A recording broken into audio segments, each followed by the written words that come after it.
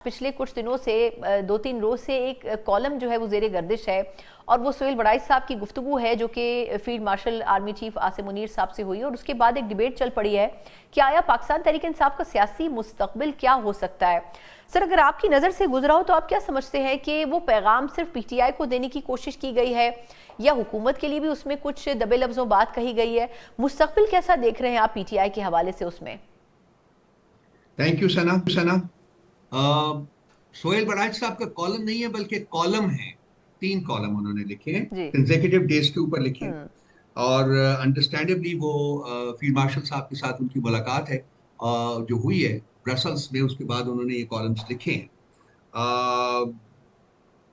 मैं इनको बड़ा पॉजिटिवली लेता हूँ। एक पहले कॉलम में उन्होंने जो इम्पोर्टेंट चीज की है वो ये कंसीड किया है कि जी पाकिस्तान में सियासी इस्तेकाम नहीं आ पाया और सियासी इस्तेकाम जो है वो पीटीआई के इमरान खान साहब के बगैर जो है वो मुमकिन नहीं है। और ये कि सच्चे दिल से अगर माफी मांग ली जाए तो हालात आगे की तरफ बढ़ सकते हैं। फिर इससे भी ज्यादा इंपॉर्टेंट कॉलम जो है उसके बाद के कॉलम थे। दूसरे कॉलम में उन्होंने डायरेक्टली खान साहब को कैदी नंबर 804 के कह के मुखातब किया है और उन्होंने कहा है जी कि आप और बहुत सी, मैं लंबे डिटेल में नहीं पढ़ता, लेकिन कि जी आप यू टर्न्स लेते रहे हैं और आप यू टर्न्स को अच्छा समझते रहे हैं तो आज आप कौम और मुल्क के लिए जो है वो एक यू टर्न ले लीजिए, क्योंकि हम नहीं चाहते कि पीटीआई जो है वो और पीटीआई के जो बहुत बड़े फॉलोअर्स हैं, ज्यादा फॉलोअर्स हैं, वो परमानेंटली जो अंधेरों में चले। तीसरा जो कॉलम है उन्होंने उसमें उन्होंने अस्करियत और जमहूरियत का जो एक कंपैरिजन जो है वो इनेक्ट किया है पाकिस्तान की तारीख में। और उन्होंने ये कहा है कि अस्करियत हमेशा जमहूरियत के ऊपर हावी रही है और उसमें उन्होंने पीपल्स पार्टी और पीएमएलएन जैसी जमातों के बारे में कहा है कि ये बड़ी अक्लमंद जमातें हैं कि इन्होंने इस हकीकत को जान लिया है और अपने आप को अडेप्ट कर लिया है अकॉर्डिंगली। और उन्होंने इसी किस्म की नसीहत जो है वो पीटीआई और खान साहब को की है जी कि आप भी इसको जान लें और मेन स्ट्रीम का हिस्सा बन जाए, सारा कुछ बन जाए। तो ये है कॉलम्स जो तीनों की जो एक निचोड़ है वो मैंने आपके सामने अर्ज किया है। देखिए, मैं मुज़ाकरात का दायरा हूं। अगर आपने कोई भी मामला तय करना है, कोई भी प्रॉब्लम तय करना है, और ये बड़ा गंभीर मसला है जहां हम इस वक्त जिस चौराहे के ऊपर, दोराहे के ऊपर हम खड़े हैं, ये बड़ा गंभीर प्रॉब्लम है और अगर ये करना है तो उसके लिए बेहतरीन हल जो है वो मुज़ाकरात हैं। और ये जो कॉलम्स हैं, क्योंकि ये कॉलम्स ऑलरेडी बहुत कंट्रोवर्शियल कर दिए गए हैं सना, आपको पता है कि 2-3 दिनों से शाम को बहुत सारे वो जो आपको पता है सहाफी जिनकी बैकग्राउंड क्या है वो खड़े होके वाडा टाइप जैसे लोग, ये सब लोग इसको कंट्रोवर्शियल कर रहे हैं, डिनाई सर, कर रहे हैं मैं कि भी मैं भी वही अर्ज कर रही थी कि ये तो बड़ा पॉजिटिव मतलब एक तरीका है। इससे पहले भी हमने देखा था आईएसपीआर की तरफ से एक ब्रीफिंग में भी इस तरह की बात की गई थी। अगर ये इनडायरेक्टली भी मैसेज देने की कोशिश की गई है तो इसमें कोई बुरी बात नहीं है। आपकी क्या राय है? मैं तो यही कह रहा हूँ जी कि मैं इसको पॉजिटिवली देखता हूँ। मैं इन कॉलम्स को पॉजिटिवली देखता हूँ। मेरा नहीं ख्याल कि सुहेल वड़ाइच जैसे लोग जो हैं वो एक एक फिक्टिशियस किस्म के कॉलम्स लिखते हैं ये कह के जी ये बात मुलाकात हुई है और नहीं हुई है, सब कुछ हुआ है। अब ये बंदे की अंडरस्टैंडिंग के ऊपर है। मैं कहता हूँ कि जी ये जो है नुक्ताए आगाज होना चाहिए मुज़ाकरात का, और मुज़ाकरात जो है उसी को आगे ले जाकर आप जो मसाइल हैं, पीटीआई अपने प्रॉब्लम स्टेट करे, अपने इशू स्टेट करे, अपने पॉइंट्स ऑफ व्यू स्टेट करे, जो दूसरे लोग हैं वो अपना पॉइंट ऑफ व्यू स्टेट करें और बातचीत को आगे बढ़ाया जाए। और उसके बाद देखते हैं कि किस बेसिस के ऊपर ये एक सस्टेनेबल प्लेटफॉर्म जो है वो बन सकता है। लेकिन मुज़ाकरात के बगैर ये सिर्फ कहा जाए कि कॉलम में कहा गया है तो चलिए हम ये कर लेते हैं या ये नहीं कर सकते, नहीं। बातचीत का अमल जो है वो शुरू होना चाहिए, जिसको कि मैं बहुत देर से प्रमोट करने की कोशिश कर रहा हूँ।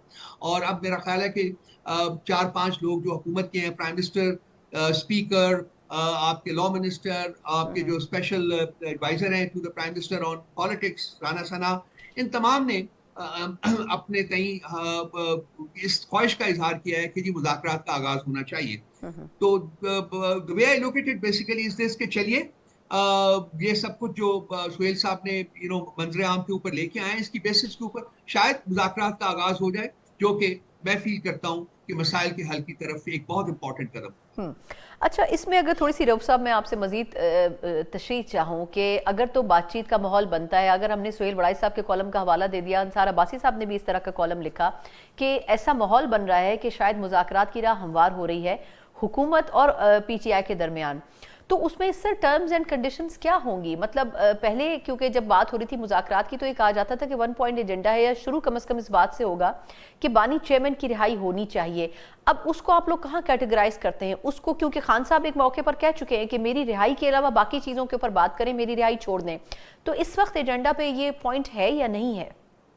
دیکھیے رسنا، میں آپ کو کلیئر کر دوں، اس وقت بھی خان صاحب کی رہائی جو ہے وہ کوئی پرائیورٹی آئٹم نہیں تھا. ٹھیک، یہ غلط پروجیکشن کرتے ہیں اس کی. خان صاحب نے کبھی نہیں کہا، بلکہ جو لیٹر لکھا تھا آپ دیکھیں گے عمر ایوب صاحب کی طرف سے گیا تھا جو اس مذاکرات کے دوران، اس میں بھی دیکھیے کہ خان صاحب کی رہائی واز ناٹ مینشنڈ. آپ وہ لیٹر نکال کے دیکھ لیجیے. ہم نے باقی مسائل اجاگر کیے تھے، ہم نے جو جوڈیشل بینچز بنانے کے بارے میں کہا تھا وہ کہا تھا، لیکن ہم نے خان صاحب کی رہائی کو اس کے اوپر بات نہیں کی تھی، اس کو ڈیمانڈ نہیں کیا.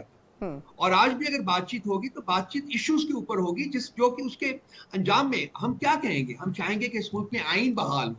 ہم کیا چاہیں گے؟ ہم چاہیں گے کہ اس ملک میں قانون بحال ہو. ہم کیا چاہیں گے؟ ہم چاہیں گے کہ اس ملک میں جمہوریت بحال ہو.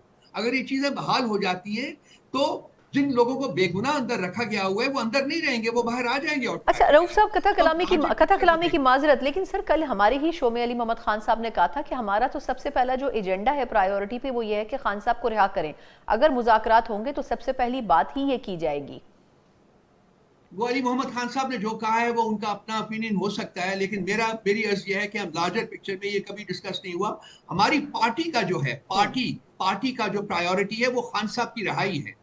لیکن ڈسکشن اگر شروع ہوتی ہے، اگر مذاکرات شروع ہوتے ہیں تو اس کو کیسے اپروچ کیا جاتا ہے وہ ہم نے ڈیفائن کرنا ہے. لاسٹ ٹائم بھی ہم نے خان صاحب کی رہائی جو تھی اس کو نہیں رکھا تھا. خان صاحب کی خواہش تھی کہ ان کو نہ رکھا جائے، ان کو کنڈیشن نہ بنایا جائے. خان صاحب کی ذاتی خواہش تھی، اور اس کے احترام میں ہم نے ان کا جو یہ ڈیمانڈ جو ہے وہ نہیں رکھا تھا. اس دفعہ جب مذاکرات شروع ہوتے ہیں تو کیا اوپر آنا ہے. ہاں، پولیٹیکل پارٹی کے ناطے ہمارا سب سے بڑا چیلنج اس وقت جو ہے وہ خان صاحب کی رہائی ہے، بالکل. اور ہمارے جو باقی اسیران ہیں اور جو ورکرز ہیں، سب لوگوں کی رہائی جو ہے وہ ہمارا سب سے بڑا چیلنج ہے.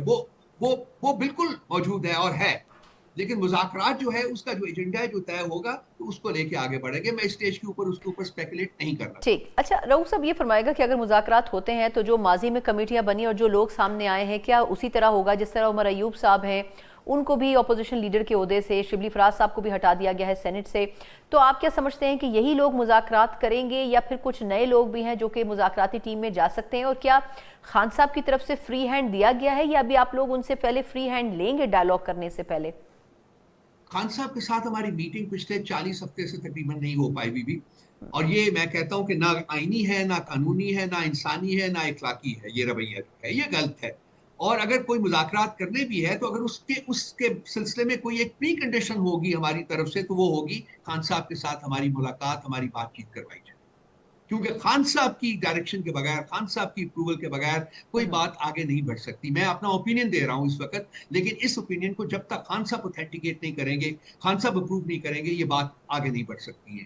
سو سب سے پہلے جو ہے خان صاحب کے ساتھ ہماری ملاقات جو ہے وہ اس کے اوپر سے جو کربز ہیں وہ ہٹا دیے جائیں. کیونکہ مذاکرات جب شروع بھی ہوتے ہیں تو ہمیں وقتاً فوقتاً خان صاحب کی رہنمائی لینا پڑے گی. اس کے علاوہ چارہ نہیں ہے. ادروائز تو پھر اگر وہ کام نہیں کریں گے، یہ سازگار ماحول، میں کہتا ہوں اس کو کہ مذاکرات کے لیے سازگار ماحول بنانا جو ہے وہ حکومت وقت کی ذمہ داری ہے. اور اس میں سب سے امپورٹنٹ چیز جو ہے وہ کہ ہماری سیاسی لیڈرشپ کی خان صاحب کے ساتھ ملاقات. بہت بہت شکریہ رؤوف حسن صاحب سے کے لیے. پاکستان تحریک انصاف کے سینئر رہنما، یقیناً جو بات بہت سے سینئر سیاستدان بھی کر رہے ہیں اور پارلیمنٹیرینز بھی کر رہے ہیں، چیئرمین سینٹ اور وزیر اعظم تک کر چکے ہیں کہ بات چیت ہونی چاہیے. اور جو سارا ملبہ پاکستان تحریک انصاف کے اوپر بات چیت کے حوالے سے اور بات چیت نہ کرنے کے حوالے سے رکھا جاتا رہا ہے، بظاہر ایسا لگ رہا ہے کہ اب پی ٹی آئی بھی یہ سمجھتی ہے کہ بات چیت کے لیے دروازے کھلنے چاہیے اور دونوں طرف سے اپوزیشن اور حکومت کو مذاکرات کے لیے بیٹھنا چاہیے. یقیناً خوش آئند ہے.